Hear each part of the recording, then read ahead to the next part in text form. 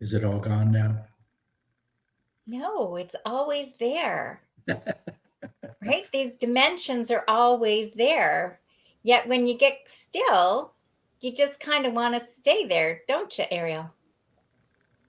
Totally. Yeah. Absolutely. So what happens for you, Greg? Like, do you always see these multicolors and dimensions and stuff, and you just think it's all still, or like, because we get still, and I go, It's my normal. It's my normal. Like I can just close my eyes and touch that space all the time, anytime, whenever, pretty much. And so that's just kind of like my normal.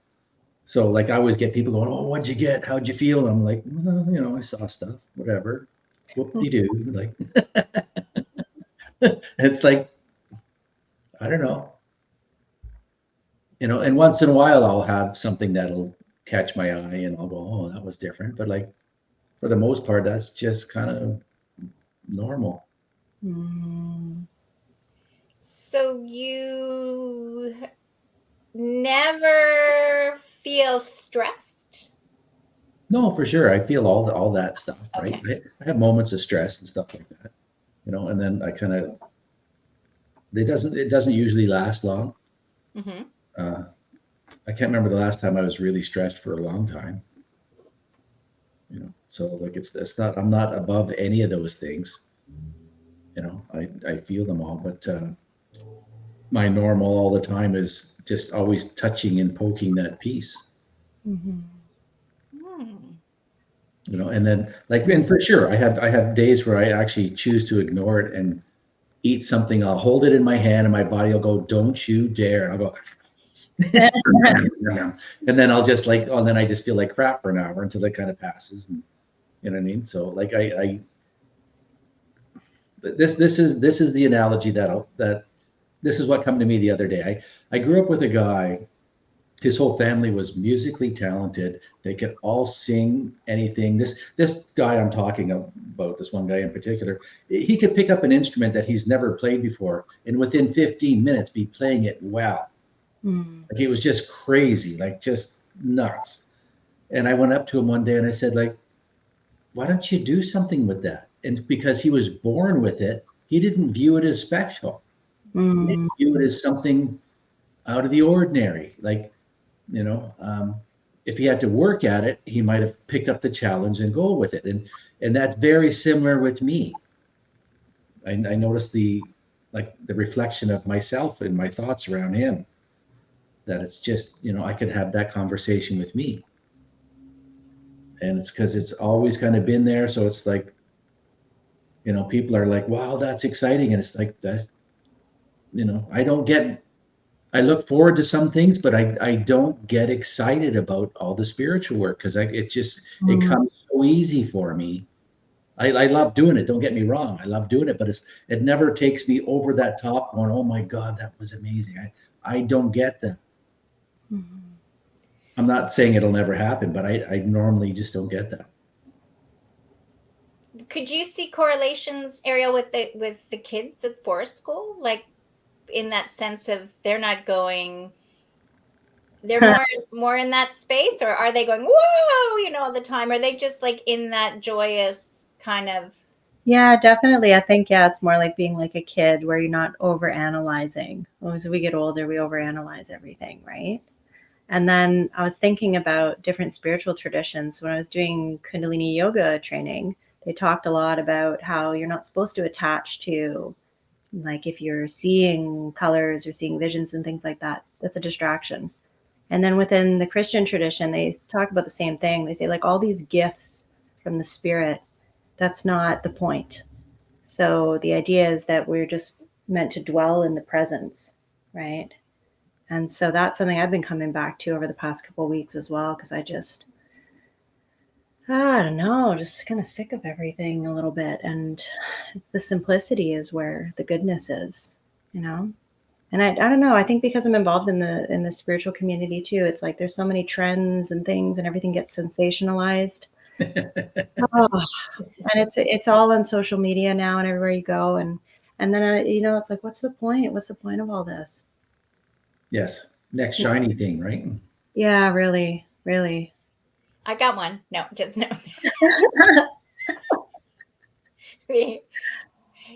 Well, I do feel that that's part of that multidimensional concept, right? Is the social media is showing us how diverse the world is. That's my story about it, right? Like it's like you're posting, Greg's posting, everybody's posting or not posting or reading or sharing someone else's stuff, or they're on different platforms, and people don't even like, you hear from somebody, they're saying this, and the other one's going, well, I have no idea what you're talking about, right? Like I've never had any of those experiences. It's a total different opinion, and yet it's all going on at the same time. Totally. And, right. And so I feel like that's like a mirror to show us there's so much going on at the same time. Oh yeah, like I love this concept of there's layers of truth. I've like met some people that get that, and they already understand that more than one thing and many things can be true all at once. And it's like there's different levels of consciousness we can tap into. I think like what we were just talking about, and when I'm listening to what you're saying, Greg, I think that's where we're meant to reside, though, is like we're meant to reside, we're meant to dwell in that place of peace. But then we're still here. We're here to interact with everything. But if you can't access that peace, if you can never get there, then I think you're kind of possibly in a layer of hell consciousness, depending on and then if you can rest in that place, then you can come back and you can be refreshed, and you can interact with it with some awareness as well, right? So you can opt in at whatever level you choose to. Like we can swim in whatever streams as long as we can get back out, Yeah. So do you see, for instance, Greg, when we're talking about like different social media posts, do you see colors relating to that type of stuff? Do you see energies when you're seeing that, or do you actually see what? I look a lot of it. I don't get the visual when I do any social media stuff. I don't get stuff like I'll watch a variety of things, and someone's words will go, oh, and I'll feel it. Here, gotta do this. I'll feel it. Like it'll be go, oh, I think that's true. I think that's true. And I don't think that it's true. I think that it's true. And then I'll listen to that, and then I'll follow some more, YouTube videos of that person. And quite often I'll get like 4 or 5 minutes, like, okay, so it was just the one thing they said. You know what I mean? And, and then other times, there are a few people that I go a little further with, and I pick up a bit more, and it helps. It's like education for me, like, because I trust that guidance a lot. It's just like I'll follow that through, and it helps me to uncover something that's already here. It's not them giving it to me. It's just like I dust off another new part of myself, and then it becomes me, the new me, and then I roll forward and that sort of thing. Because reading for me is very difficult. So I definitely should have been born in the oral traditions. And I mean, that I get, like, like I know that from as a carpenter, if I watch someone do a trade, I'll just it's like a poetry in motion, how they are, how they maneuver, and I copy that poetry.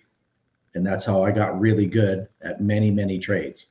Because I just copied the poetry. I'm very visual, auditory, and that's why like school was challenging for me, very, very challenging. And you mean you didn't like fitting in that box? No. I actually want to start a website it's like for everyone who's colored outside the box. Yes. Because for me, inside the box, honestly, was like death. Like I was like just like horrified of it as a kid. Like I just, people tried to always fit me into the box and paint in the box and stay in the box, and it was like, I'm like, I can't breathe. It's like claustrophobic, right? Panic attacks and everything, right? So in forest school, are they in the box, out of the box? box open, moving. Forest school's good for the kids who don't go in the box. Yeah, like we have some homeschoolers, and then we have kids who are in school, but then they're taking a day off. And so they get the chance to just be free. And so from any other program I've done, this one is the least structured, the very least amount of structure. And I keep it that way because the kids, a lot of them are getting away from that, right? Where they just get to be in the moment. And also because I don't really like operating that way either. So it suits me pretty well. But it makes more sense like when you're hungry, eat. Like when they're in school, you have to, well, now, I don't know, in Niagara anyway, they have these nutrition breaks. They don't have lunch. They don't have like an hour for lunch. They have these like 40-minute nutrition breaks. It's like sounds so weird. Oh man, so it's like 20 minutes of eating and then they're outside for like 20 minutes. Well, at least like my daughter is the slowest eater in the world and she's checking out everything that's going on around her. So she come home and she hasn't eaten anything. Right. So, and then she doesn't want to break the rules. So like she was allowed to eat outside of that, but she won't. Whereas forest school, like we make a fort and it's like, hey, when you want to eat, go down and chill out in the fort. You can bring your stuffed animal in there and have some food. And then when you're ready, you can go chase butterflies. And if you're curious about what a plant is, come and ask and we're going to discover it together. Totally different. Totally different. Yeah. It's interacting with nature can bring up so many more well, for me anyways, right now it's like I'm not a child, but on the outside Mm-hmm. and yet I really can I'm seeing nature and I'm feeling nature and the trees and I'm experiencing it completely different. Like I do feel like we're having conversations, and that, it's that sense where I can't really explain it in words, right? Like it's like asking you, Greg, what are you really feeling? And as if we're supposed to get that you've always felt these experiences since you were a kid. I think more and more people are starting to get that kids have different experiences and we teach that out of them, and then one day they finally say, you know what, I've always been like this. But the aspect of, for me, what was just first it was just a forest. Then it was there's trees. And then the trees were like, oh, you're what we call the maple tree or the elm tree. And then it's like, but they do things differently. Like watching them and how they grow and how they interact. And in my case here, they seem to some of the trees like to wrap around each other.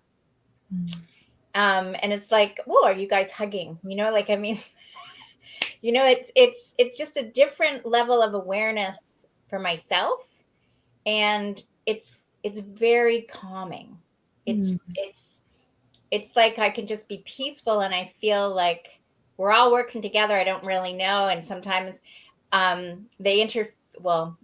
would say they cut off the cell connection. I'm like in a bubble of protection as the leaves have all come all around and come up full out. And it's this other sense of there's way more than I know. And as the animals pop out of the forest, or the insects and the little teeny butterflies, like I'm seeing lots of little monarch butterflies. And it takes me back to the concept of Ireland and fairies, and when I had my daughters were at the Waldorf school, and we would go on night lantern walks, and they'd say, now look for the gnomes by the trees, look for, so there's this, you think is it true or is it not true? Were there Greek gods and Roman gods? How much of what we think is make-believe, or what we were conditioned to believe is make-believe, is really what we're starting to open up to say, well, you know what, that's probably the truth. Yes, I would say that most of mythology is actually true. Mm-hmm.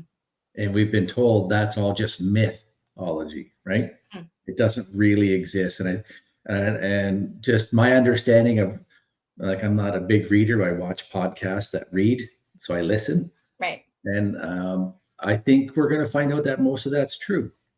Mm-hmm. So, we should all start wearing tinfoil hats. Well,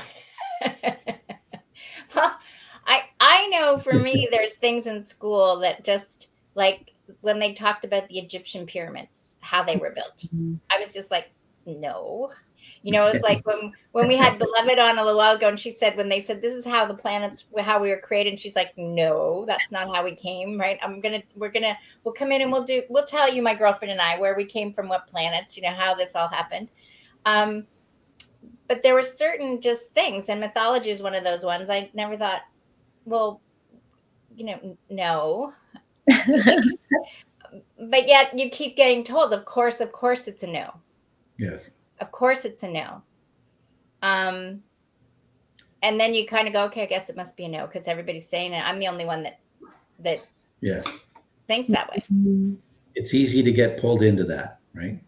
Because the vast majority of people get stuck there. Like for me, I watch a lot of science programs and I end up laughing when they're pretty definitive of how the universe started and all this stuff. They have all their theories, and they can, and I like listening to a scientist when they admit that it's just a theory first. Then I actually give them credit and I have respect for them.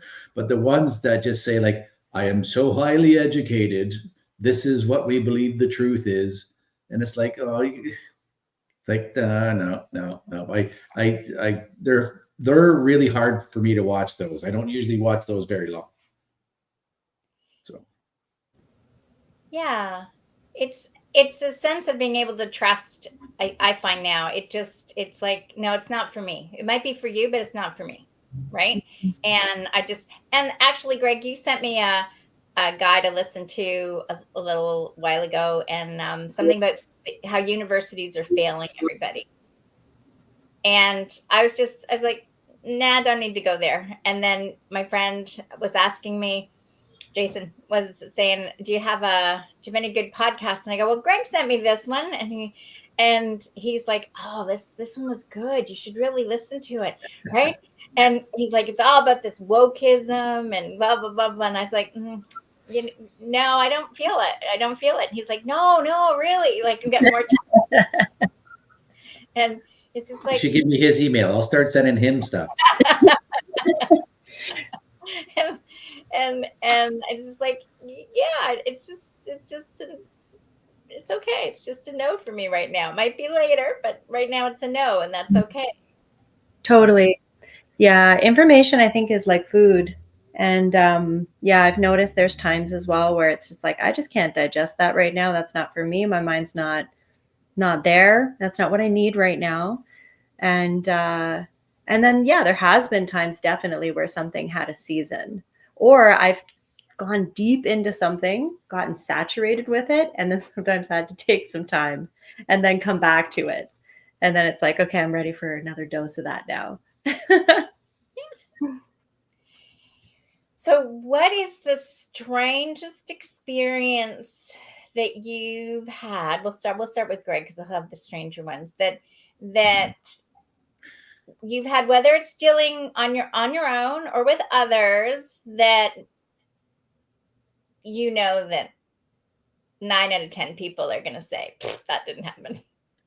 I'd say 10 out of 10 people would say that didn't happen. Okay, 10 out of 10. All right, that means we're included in that, Ariel. Yes. Well, there's two that I'll share with you. Okay. And you've probably heard them both already, Jacqueline. Okay. I guess about maybe 10, 15 years ago, I was meditating. We were having a big drum circle, and beforehand I was meditating, and the voice said to me, you have to keep the fire going till 11 o'clock. And I'm not a late night person. 9:30, 10, I got one eye open, and like by 11, I'm like, oh my God, that's like, unless I had a nap or something. But anyways, so there was like, I don't know, a lot of drummers there, somewhere around 50 or 60 or some drummers there, and everybody laughed, and it was like 10 o'clock or 10:30 around, and there was Kristen and myself sitting around the fire, and a friend of mine and his girlfriend, and I'm raking that. There's no flames left. I rake the coals right out. It's just a bed of coals. We're sitting in the backyard. I'm hanging on for dear life, going, I'm whining. I'm going, come on, like why do I got to wait till 11? Like, doing my usual abuse of the system, I guess I could call it.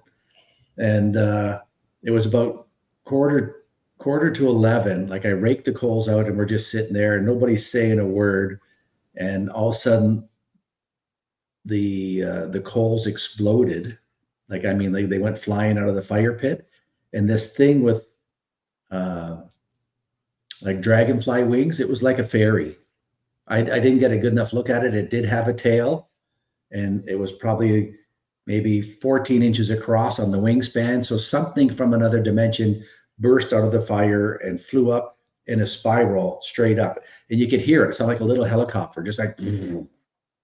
And I was like, I looked around, I looked at Kristen, and so tell me you saw that, because I was wondering if it was just me, right? And she goes, yeah, I saw that. And Mike, he's a guy that years ago was dating my niece, and then that's how we met. And he was originally there when I did my first sweat lodges years and years ago. And Mike's whole story is like, I never see anything, I want to see something. And he had his eyes closed and he missed it. It's my sense of humor. I started laughing, going, Mike, like that was incredible. You missed that. He goes, I heard it, but I didn't see it. So that to me, it wasn't creepy and I wasn't freaked out, but that's something I don't understand. Something was given birth from another dimension. It was a live being, and it, like when it flew, it was fast. Like, so it wasn't like this little wimpy thing. It had some strength behind it. So there's that one. And the other one that was pretty weird was when I was building that Earthship for Lisa and Errol right years ago. We were just sitting in the Earthship one night, and this lady comes by. She goes, oh, I got to go see this lady for counseling. And she mentioned her name, Elizabeth. I forget her last name now. As soon as she said that, all my senses went, okay, and I said, who is this? I have to meet this person, right? And it was like, I had no idea why. And so it took a couple of days to set up the meeting, and I go and meet this lady, and she was an interesting woman. Back in the 50s, she was a psychic for the Toronto Police Department. Ooh. Right? And then after that, she went to engineering school. And then when I was seeing, like, and that was unusual for women in those days, right? Right. And then and when I was seeing her there, she was actually writing her master's in something. I forget what it was now, some other thing, like highly educated person, and interesting. She had an interesting life. Anyways, I show up there, and she was like totally this gifted psychic, and she goes, "Why are you here?" And I said, "I don't know." And she goes, "I don't know either, but I know you got to be here." And it's like, okay, so it's like we talked for half an hour, nothing's clicking, like nothing's landing, and we're like, we're both like, I've been like this my whole life, she's been like that her whole life, and we can't even put it together. So it was kind of weird. So we finally stood up and started putting our hands up to each other, and different ways and shapes. And like every time it wasn't right, it kind of hurt, right? It kind of hurt. It was like not a lot, but it was just like, no, clear no, clear no, clear no.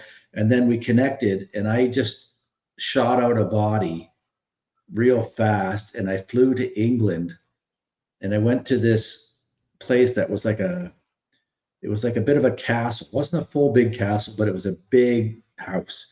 And I just floated down into the basement, and there was a wall there, and I'm staring at this wall going, okay, why am I looking at this wall? And then I realized that there was something beyond the wall. And so I stuck my head into this space. And to me, this is 100% real. This isn't something made up. For me, my experience and how this feels, this is 100% factual place that exists, and it's very real. So I stuck my head in it, and I started looking around, and what was in that room was stuff confiscated from Egypt originally, like way back. Okay, something is coming up for me on that. Okay, but remind me. So anyways, I stick my head in, and there was a conjured dark being there as the guardian.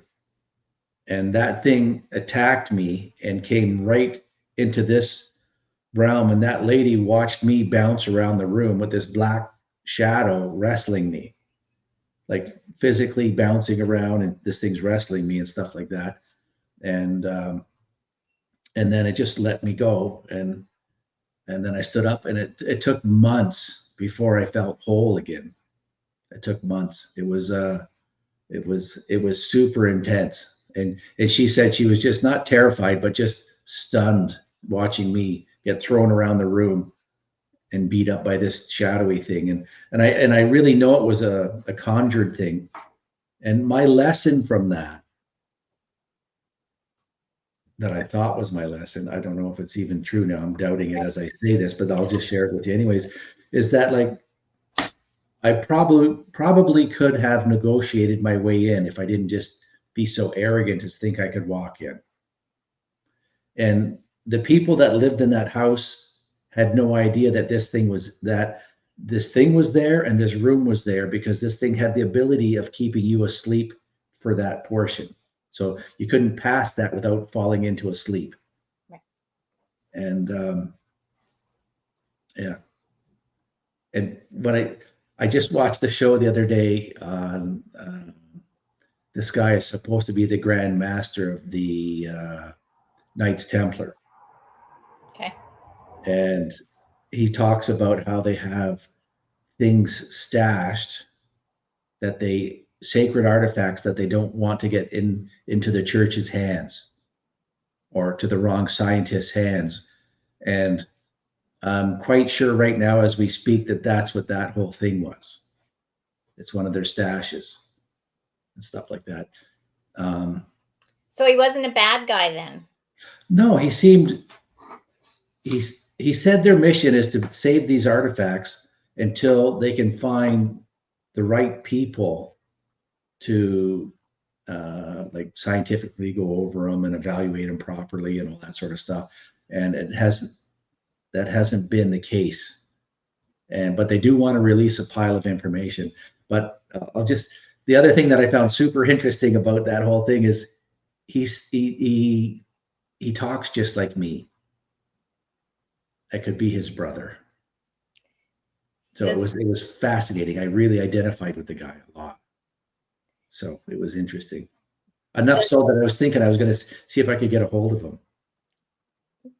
Yeah. So anyways, yeah.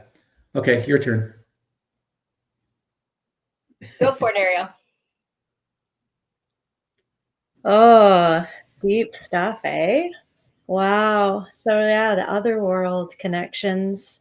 I used to have more when I was in my 20s and like my early 30s, and I think I've consciously tried to not be so open because I found it's a little bit of a wild ride and it's hard to manage. But one of the things that happened when I was starting to open probably my third eye was I had grandparents that I'd never met. And there was a lot of trauma in the family around that, where there was a religious trauma from Jehovah's Witnesses, and my dad got kicked out. But my grandfather had been in the war, and we think that's why he joined the Witnesses, was to find some peace with them, because they don't go to war. And when he died, I was on the West Coast, and I had this connection with, well, it felt like his war trauma, but I didn't know that at the time. I knew it wasn't mine. And I was kind of overtaken with this traumatic response. And I'd never had anything quite like that. I'd had some connection after people close to me, when someone died and they were near me. I would sometimes get a sense of that person or maybe get some little messages, but I'd never had anything like this. And it just rocked me, literally and psychically. And I ended up reaching out to someone who was like a psychic that worked with people who had just died. And they had some specialty around people who struggle when they're crossing over. So I went to go see this woman. And she talked to me and she was saying, yeah, your grandfather, he is missing parts of his soul. So she said he lost part when he was in the war, and he lost part when he cut your dad out of the family.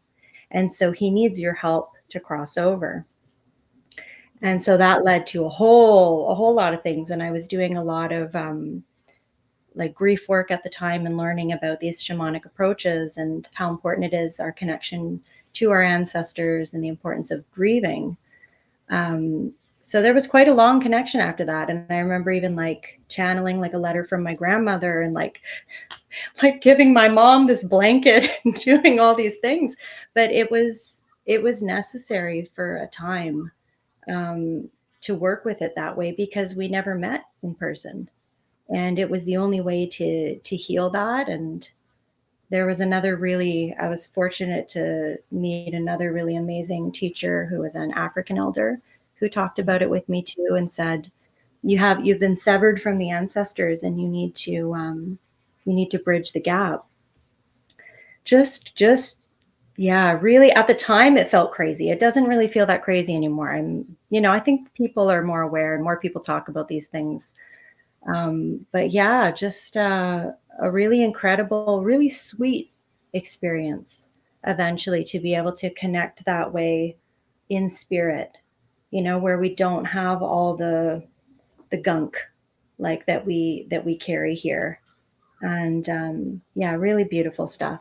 That was the biggest, most impactful experience. There's been some other, cool things along the way, but that one's the most important, I think, out of everything I've been through with connection with the other side. And I guess, what are we talking about? Multidimensional experiences. Yeah. Well, it's like, how big is the dimension, right? And how, I think I guess for me, it might have been starting out with, like, in the sense people would talk about auras and then near death experiences, and you sort of out of body astral traveling, and you start poking around at all these things. And okay, did you shoot off to the planets, or did I go swimming with the dolphins telepathically, right? Like, some of that stuff. For me, the most recent one has to do with, like, sort of the animals that shifted me, because I know, like, native teachings, and all around will talk to you, but the animals have spirits, they have an essence too. And yet something now that I said this, something I knew that as a kid, and there was a discernible point, I think, that somehow I didn't want to connect anymore with them. As I'm saying that, I'm just noticing. And so I know when we got our black lab Shadow, like, he showed up, and his name was Shadow. He's a black lab. and my kids wanted a dog. And I always said in the right time, hoping that was when they moved out of the house, and grew up. And then we walked into a health food store one day, and the guy says, "Oh, you look like the family that needs a dog." And he picked up the phone, and called this lady, and the lady calls back and says, "Oh," it was just, I was watching this all. He's like, the husband, her brother had got the dog because they got separated and wasn't working. And we went to see the dog, and I knew instantly, as this wild dog that they just used to play tug of war was the dog, right? And so he started to teach me about the shadow. And so when you mentioned about your grandfather, when my dad was transitioning, so he was I didn't know. So it was like a Monday night. I remember totally, Monday night. And all of a sudden, this raccoon starts to open my screen door. Like, it's got it like 1 inch open. I thought the wind was, I was like, what the heck? Right. And I slammed the door shut, and the raccoon's just looking at me with this really gentle eyes. And then I'm like, what are you trying to tell me? And I'm like, there's more raccoons. There's always more raccoons. so I ran around the house, shutting all the windows, and the next day, I remember even doing a video saying, like, there's this raccoon, and he had really gentle eyes, like he was trying to tell me something. And the next day, I had this presence just to like just stay calm and quiet. And about 5 o'clock, my younger brother texts and says, "Oh, Dad had a stroke Monday night." So this is like Wednesday. And he's texting my older brother and I. And I was like, well, thank heavens I got the intuition to stay calm, right? To stay connected, because I was able to call and say, so how are you doing? What's going on? Right. Instead of, if I hadn't have been calm and cool and collected, I would have been like, what the F? And, this is 48 hours later. Right. Mm. And in that process, my father was agnostic. He kind of thought there was something, but God was just not in the story. And so there was an ongoing joke that I said, when you die and you discover there's more, you got to come back and tell my younger brother that there's more. And he's like, it'll never happen. There's not it. And I'm like, if it's never going to happen, then make the deal. So he's like, okay, fine. Right. And my younger brother's like, well, the only way I'll know if I get a hole in one playing golf. Right. And so then he's in the hospital, and I get this seagull that starts to follow me. Like every time I go out, there's this one seagull that's just like, that's what it feels like. It's following me. It's with me wherever I go on the beach, which was unusual. And so what I received was Jonathan Livingston's Seagull. Oh yeah, my dad had that book. I've read that book before by Richard Bach. Let's go back again. What was it about? Well, yeah. Okay. So you get it, Dad. Okay. I get it. I'm not I don't want to be one of the flock.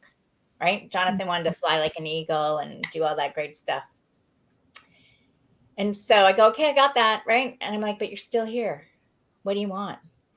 And I had said to my brother, because there's lots out there, Dad, and it's all great.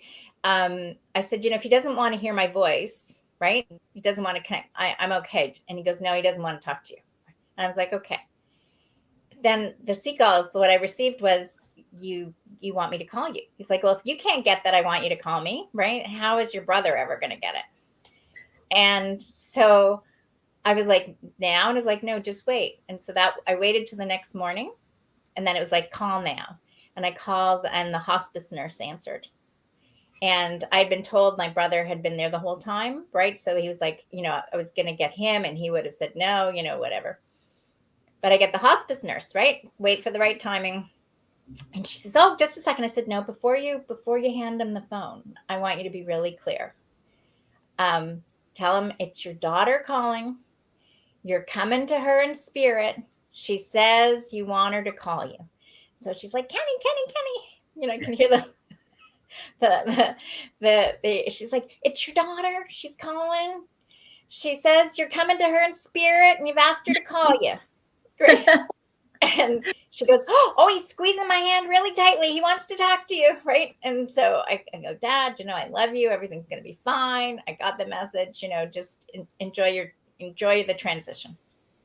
And she gets back on. She goes, oh, he so wanted to hear from you. His breathing was getting faster, and he tried to open his eyes. And it was like, and I phoned my older brother, and I said, I don't think my younger brother knows what he's talking about. Like, you might want to reach out too. And he's like, well, no, again. So this is the different levels. I trusted what I was receiving. My older brother didn't. He just listened to my younger brother, and he still kind of has sort of some unfinished business there because he didn't reach out in the last moment. And then the next day, so that was the morning. No, that was the same day. So the morning, and then that afternoon I go down like later in the day, and the beach is filled with all kinds of birds, seagulls, and I don't know, little teeny ones, and a blue heron flies in, and it lands, so far away from me, maybe about 50 feet. And I get this feeling, it's like, okay, I'm going to get your dad, take a video. So I still have the video. So I took a step closer, the blue heron took off, I took the video, and I was like, you're off to get my dad. I walked up to the top of the ocean, and I sat down and watched the sunset, and I texted my brother and said, is Dad at peace? And he goes, yeah, he just died. And it was just like, then this bird that I'd never seen before just whipped right by right after that text, right behind me. Like, it was like, shoom, just kind of like your little creature out of the fire. It was like, wow, I've never seen that before. And then that was that. And so that really opened me to more the animal kingdom, right? That their things are working through that. It's just not in visions, like I would see before, maybe in light coming through the, bright light showing up, or little, Oh, the fairies in Ireland. When I was in Ireland, I swear I was in one place and the hills, I was like, there were two big hills on either side. We were in a park and I just felt they were so loud. Like we were in this peaceful space and I was like, oh my gosh, like I can't see them. But I really feel like if I could walk in the hills, there would be entire villages. Like there would just be millions of little creatures because it was just like, and and and I was like, it was static, in the sense it was like ongoing, and I just had never felt like that ever anywhere else. But Ireland, I really felt like there was all these little mischievous little, whether they were, just fairies or gnomes or something. But yeah, I even met a guy. I remember that now too. Coming to, I stopped in Heathrow and I went to sit at a table. Like I had grabbed a cup of coffee or something. And so I sit at this table for 6 and I'm like, why would I do that? Right. But I'm like, okay, right. I notify. So I sit and then immediately 5 people come sit down and their plane had gotten rerouted. And they were now on their way to Dublin, same thing, but they had to wait. And then they start talking. And this guy has like this, he lives in a 15th century, used to have a stone castle. He protects all the fairies. And he looks at me and he said, that's so cool. And he goes, I never tell anybody this, right? Who are you? Right. And I go, just passing through. I said, can I come take a look? And he's like, I never let anybody come check them out. He goes, but I will let you. And I'm like, okay, right. And so he gave me his information and I went up to see him, and it was really incredible, again, that space too. But yeah, it's like, I don't know. I see sometimes, I'm sure you have it, Greg. Like I sometimes see kids, maybe you too, Ariel, right? Like look at me, they look, and I go, what are you seeing? Like, because it isn't the way they're looking, like, they turn around, they're still looking. And I'm like, what do you see? Because I don't see why you would look at me, right? Yeah, I often have little kids they'll look at me and they just can't break eye contact. Like they're just stuck. They're just stuck. And even the parents will turn around and notice it and start laughing. Say, leave them alone, leave them alone. It's like, no, it's all good. It's all good. And the kid is just like eyes glued on me. I love those moments. It's like the unspoken connection, right? It's lovely. Yeah. But I really wonder what they running out just as you guys were talking about that. She comes running out. I was like, there you go. There you go. Anyway, she's gone. right, like they get captivated by, I'm sure you see it in the forest even, like there's something that they're being drawn to and you're like, what's there? And they're I mean, they're checking everything out all the time, right? Like they'll chase butterflies for like 3 hours. But the younger ones, it's magical. It's I love all the stages of childhood, but when they're like between 4 and 6 is pretty cool. I swear. Like they're still very much in the imagination realm, and they haven't, around 7, right? They're going to start getting into logic, right? Mm-hmm. But they don't have that built in the same way. So everything's energy, right? Up until about that point. And nothing's really crystallized yet. So imagination and reality are completely blurred. And like even with my daughter now, she's 9, but we can still kind of, she's pretty imaginative. So we can still play around like that a lot. Like toys, you can pretend that toys are real. And we go and see the fairies all the time. Like if we need to go out to get into nature, I'll be like, oh, the fairies left something. We got a message and the fairies. And it's just like, yeah, the fairies, And I believe in the fairies 100%. I believe in all of it. And I've had experiences and have met people who can see fairies and all that. I want to see them, but I haven't. I've had an experience of the giggles, so that I've read books about the fairies, and it was my first thing when I got into spirituality was that. And one of the things they said with the encounters with the fairies is that you can just be like taken over by the giggles. That I've had happen a few times when I've gone out and I've just really opened myself and just like spontaneous laughter that just goes and goes and goes. But Yeah, I've met people and they see it, and I believe the kids are open, but they wouldn't necessarily say. The thing is, kids aren't going to be like, "There's a fairy over there," necessarily, because they might not. They see something that doesn't necessarily have a name for it. They haven't categorized everything and broken it all down and taken all the fun out of it. Oh, they're just doing their thing. That's very, very cool. And I think that's why it's sweet to be around them and be in that energy, because it's like, uh, a lot of us, we do forget and we get too serious. But this, whatever's going on here, this little hub is pretty great that you guys have going on. Wait, you know what I just realized is when you say about labeling, is Mhm. I have what the label told me are fireflies. Yet Mm. they may not be fireflies. And Mhm. I can at nighttime, like I just watch. It's like because the forest is completely dark, right? And you're having like zoop, zoop, and I'm like, where are you guys hanging out? And some of them are all congregating around like one little trunk. There was like two or three of them. Choo, choo, choo. I'm like, so that's what started me thinking.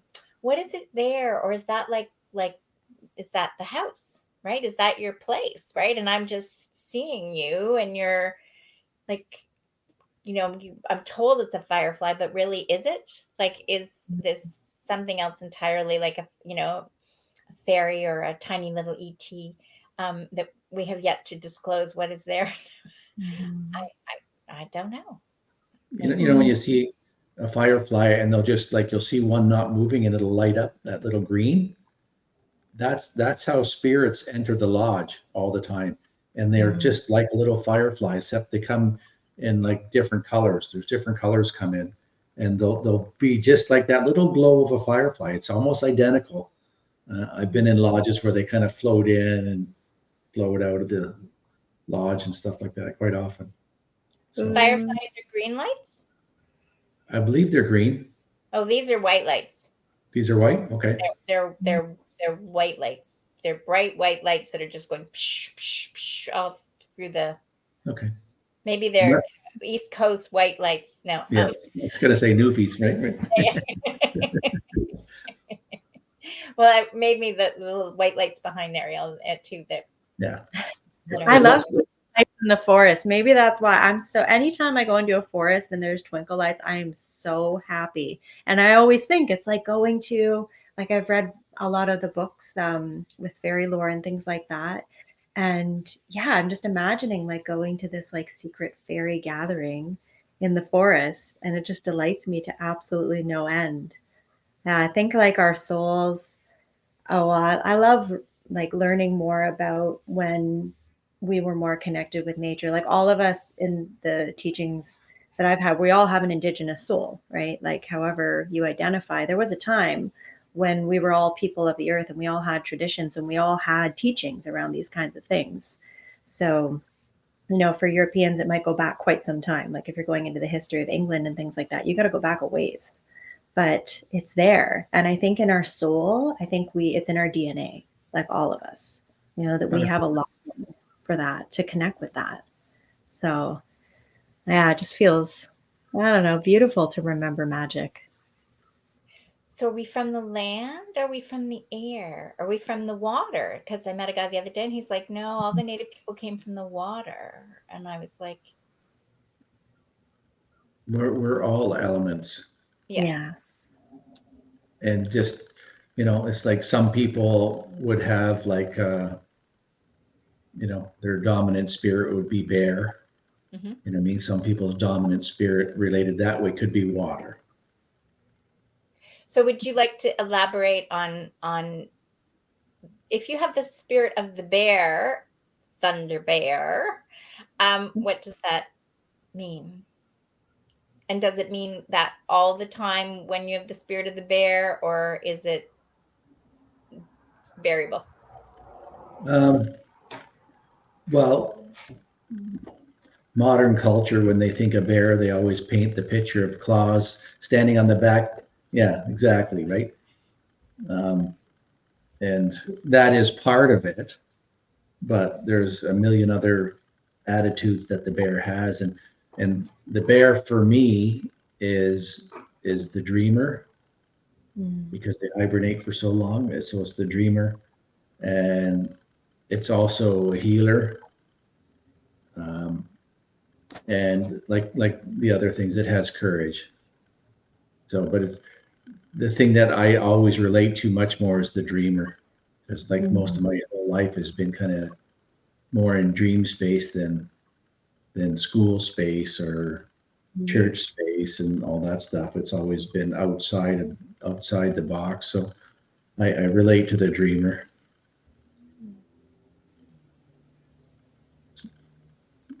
I don't know what else you want to know. That's most of what I want to know. We were talking about like multi-dimensional experiences, and for me, when I was younger, this is long before I knew of native spiritual stuff. Well, consciously aware of it. I had repetitive dreams of bears coming to get me. They were always coming to get me, and then it dawned on me one day that they were never attacking me. I was just fighting them. Right? I remember I was the one dream, and I mean, like, it was repetitive, like for a very long time, like a few years. I dreamt like a couple times a week of bears coming to get me, and it just was like really annoying. And I didn't want to go to sleep because I used to have such wild, vivid dreams. I used to have night terrors and stuff like that, and this was part of it. And then it slowly got to the place where I started to realize that the bears were not attacking me, and there was a young bear trying to approach me, and I ran into this house, and I'm slamming the door on its head, and it's crying. And I thought, like, I got to stop doing this. This isn't good.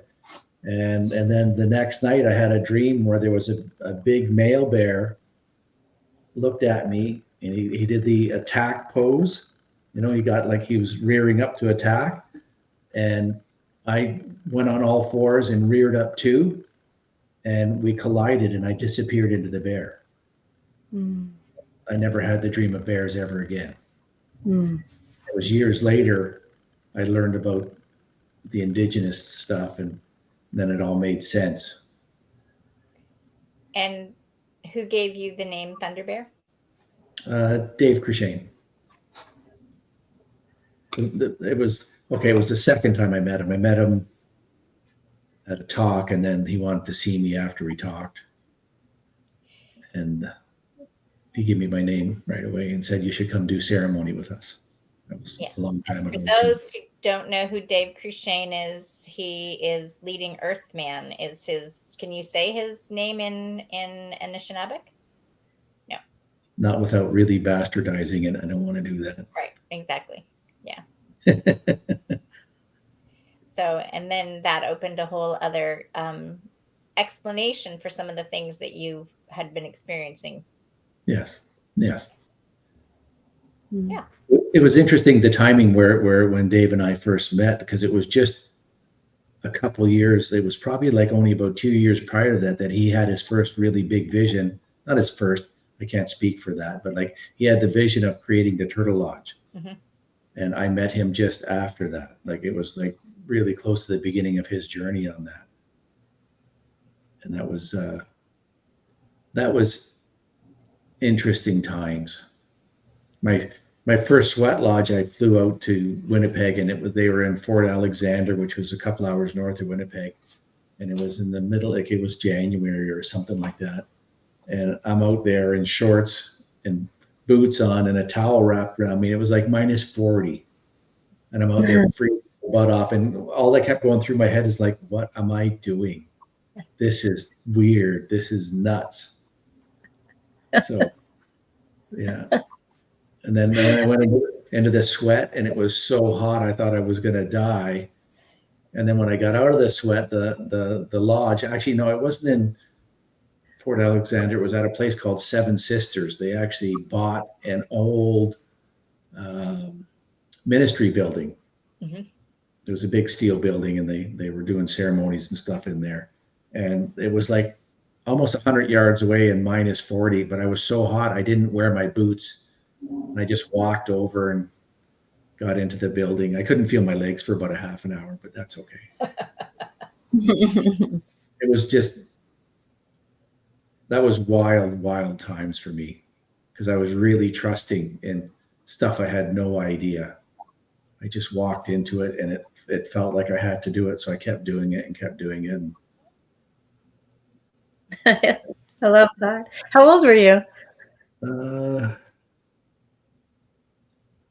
gotta do the math. Way to go. Make me think. 30s? No, I'm like 64 now, and that was probably 25 years ago. So like 40, 39, 40, somewhere in there. Me. Well, I think that's what happens, right? We have these experiences, and sometimes it's so real to us, yet we feel like an idiot if we're going to share it to anybody, right? Because they're just, and then you meet somebody that actually has, you feel this connect. I think I can open up to them, and you share. And I feel like that's what's happening in the world now. There are more of these experiences being shared, and we're going, yeah, I think this is the truth, of our existence, is what we don't know that we don't know, and we allow ourselves to have that experience. There's so much more there. For decades. Sorry, go ahead. Yeah, no, that's it. Go ahead. Well, I think for decades we've put our faith in human law and human generation of law and all that sort of stuff. And we're at a time now that we're being called just to trust in something outside of our imagination, right? And we have to step up, because it's far greater than what we can comprehend at this point in time. All to trust that. And I hope a lot of people do. I don't have any idea how many will or won't, because that's really none of my business. That's not a shiny thing that I need to know. But this is that time. This is that time, which is just the most extraordinary time to be alive on this planet, I think. Yeah. Like really extraordinary. Can I share something that just... Please. Absolutely. And also, I'm so glad I'm on this call with you guys again, because this is great. I just love these conversations. Just when you were talking about that and thinking about where we're at collectively, was remembering again this teacher. So he's an African teacher. He's passed on now. His name's Melodoma Some. I was listening to him one time talk, and I just was listening to it over and over. And I was on a bus in Vancouver in my 20s. And what he said, I'm paraphrasing, he said something along the lines of, emotion is the gateway to the spirit world, right? And he talks a lot about our connection with the ancestors, and they work a lot with grief in their tradition, because they believe that's super important to be able to have that grief, and that it's actually like a medicine for the community. So they start their ceremonies with grief. Anyway, when he said that, it like something clicked, and I swear I just about fell over on the bus. And all of a sudden I was like, wow, like, sometimes you're listening to a song and like something sticks out, or you're reading something and there's like a passage that kind of jumps out, or like sometimes you might notice something like in nature. I'd had experiences like that my whole life with different things, but it's like I was illiterate or something. Like I wasn't realizing that emotion, like there's so much information in an emotion. And so sometimes there's something happening, something's being highlighted, and it's a conversation happening from the other world. And in that moment, it was like, it made sense. And all of a sudden there was this translation, and I was like, oh, and I realized that it was this connection. There was this communication that was always happening. Yeah. And it was huge. But it's like that grief is so important, because alongside that, I was doing this work around allowing grief. Because when there's that block, then if you're not allowing certain emotions, and I get on about this a lot because I get annoyed with the whole good vibes only thing, because it's just blah. like, when we can really open and we can allow ourselves to really feel, then all of a sudden, right, then we can tap in. And just collectively, I don't know, I was listening and I was thinking about where we are right now and how all the turmoil and the falling apart and how much needs to happen with everyone in order for us to really allow ourselves to open. And I'm really passionate about the grief work. So this has kind of kindled in me again, like this desire to go there more with people and create more space for that. Because I don't know, I like it when we get into that stuff. But I think there's a reason. I think it's because I like what comes from it, Yeah. Well, I think Paul probably said it just differently, right? But if the cup is full, you can't get any more water in there, right? Like so you need to empty it. And I think whether it was the stiff upper lip, the English training, in that sense, there's so much of emotion was just held within. You're supposed to do the right thing, or say the right thing, or think the right thing. The experience of feeling, and especially if you're going to feel the wrong thing, well, forget that, right? So grief is one of those conversations, I think, that I hear more and more. I actually just did a podcast last week with a lady talking about she wants people to realize that grief is the process, right? That she lost her son, and that helped her have this process. And I remember meeting a guy when we were up at the hub. He lost his 17-year-old daughter, I think in a car accident, and he was telling Raj and I the story. And the first thing I noticed is he said, "Oh, this is what happened," and neither Raj nor I said, "Oh, too bad," or condolences or anything like that, right? Like, and I thought, oh, that's cool, because she didn't either, right? We're just like, express it, because to me, life goes on. It's just a different dimension. And he said then it was a week of grieving, and then his daughter materialized for him in the room, and he just felt her and could see her, and he like knew she was fine, and she's like, "Dad, it's fine. I'm fine." She kind of opened up in a sense, a portal for him to see that she was fine.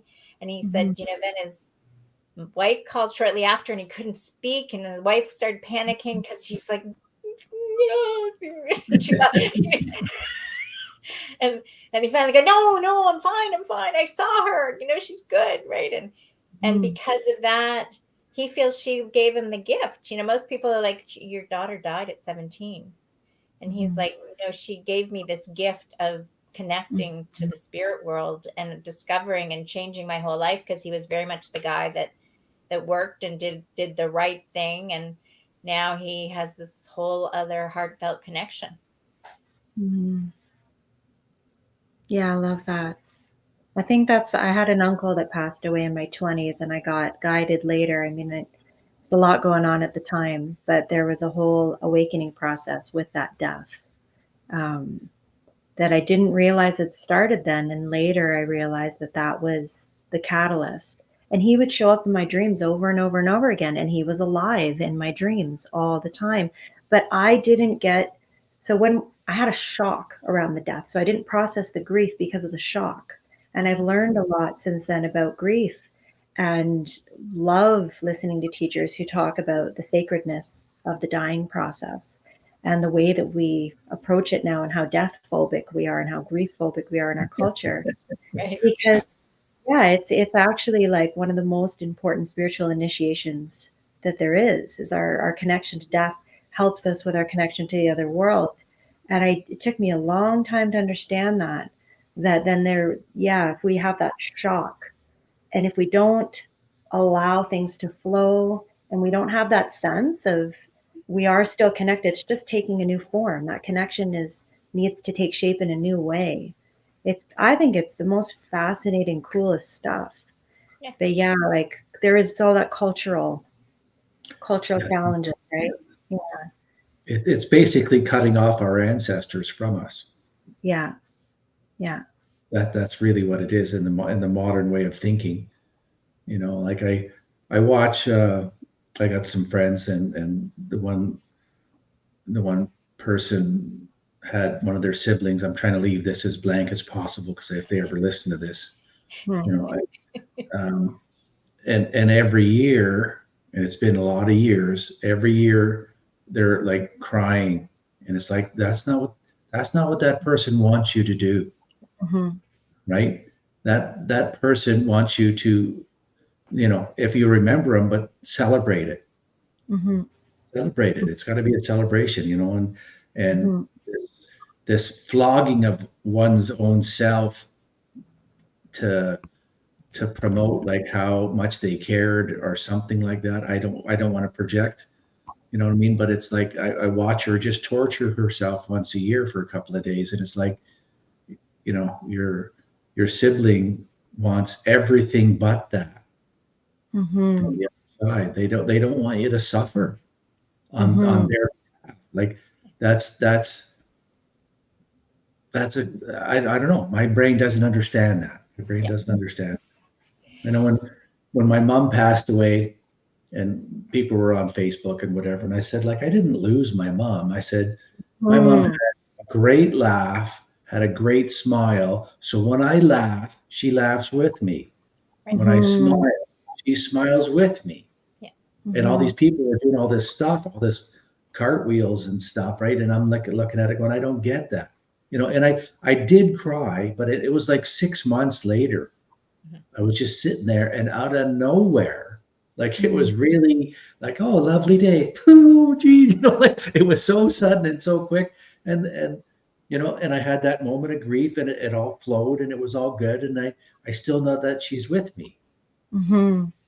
you know. Yeah, that word lost, I really work at not using that expression. I think that's not helping to say, oh, I lost them, Mhm. right? Like they passed, they passed on or they transitioned or yeah, because it's this idea that it's like they're just gone, Yeah. right? And then I think that's where the trauma is that people never actually, they don't actually grieve. I don't think they actually do grieve Right. because there's a healing with actual grief, right? And then there's getting stuck in the trauma.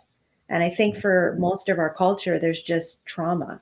There's just, they stay in the trauma and it never gets to the other side. Well, I shouldn't say most. That's not like everybody's having their own experience, but it's an issue of getting stuck in the trauma of it. Yeah. Well, I find that it's very much about me, right?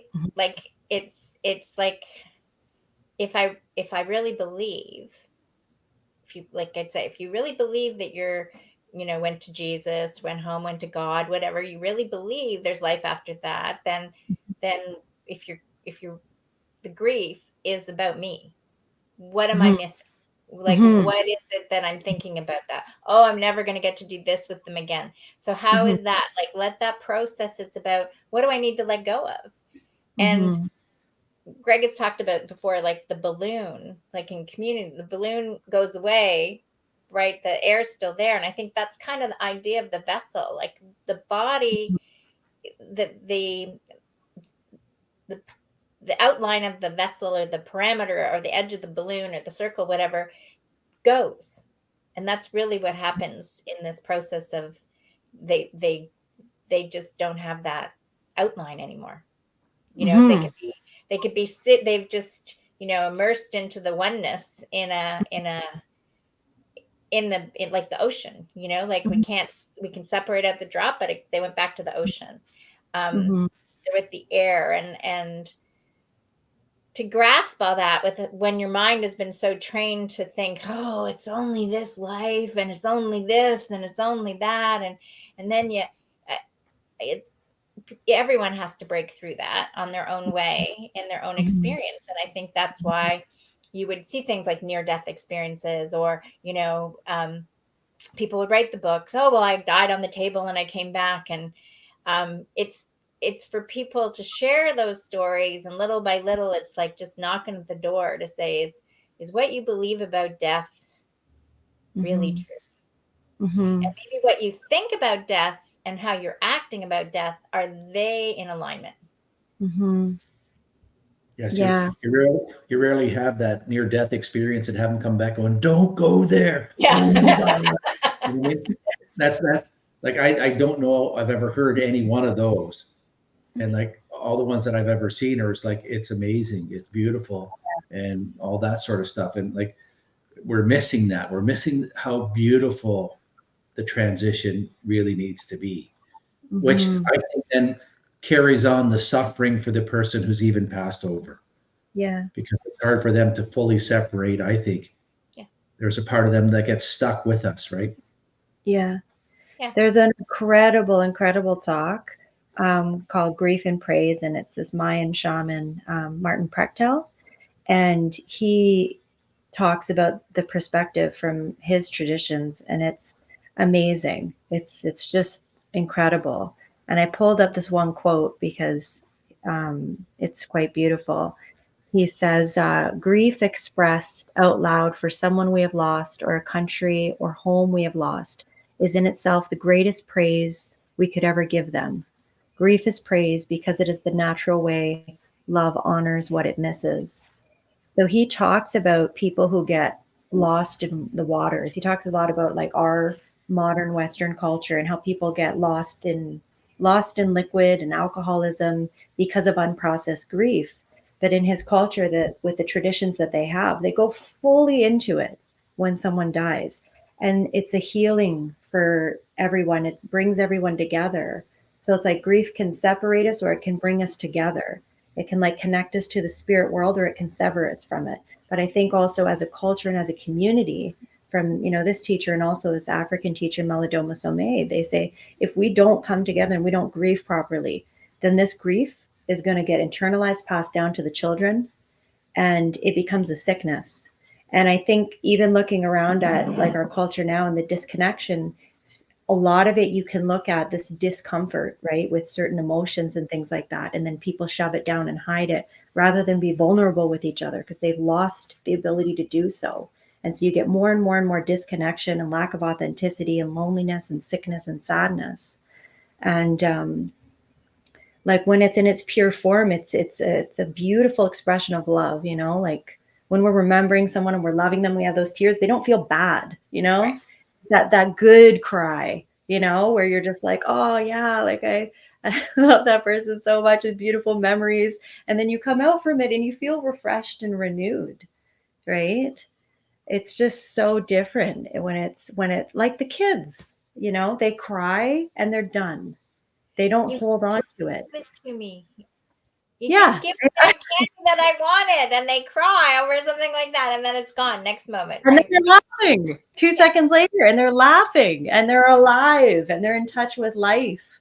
And that's from these teachers with learning what they talk about. And I've done these grief rituals and they're amazing where everybody gets together and we do songs and cry and connect to the ancestors. And I love it.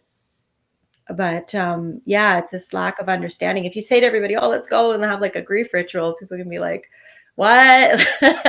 We're just gonna go like be super sad. It's like, no, we're gonna go and be super alive.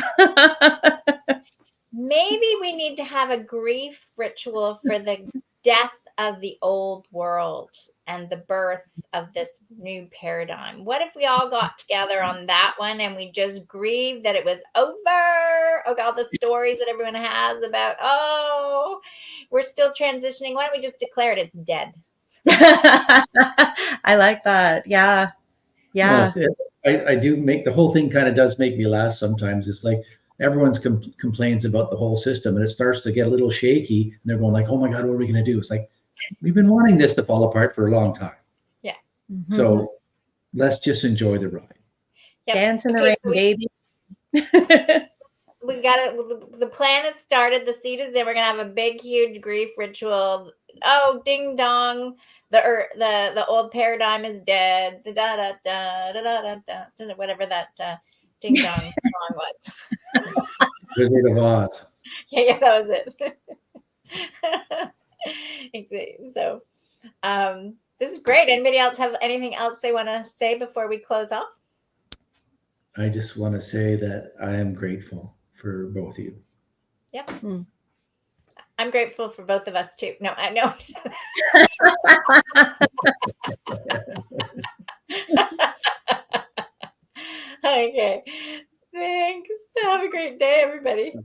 Take care.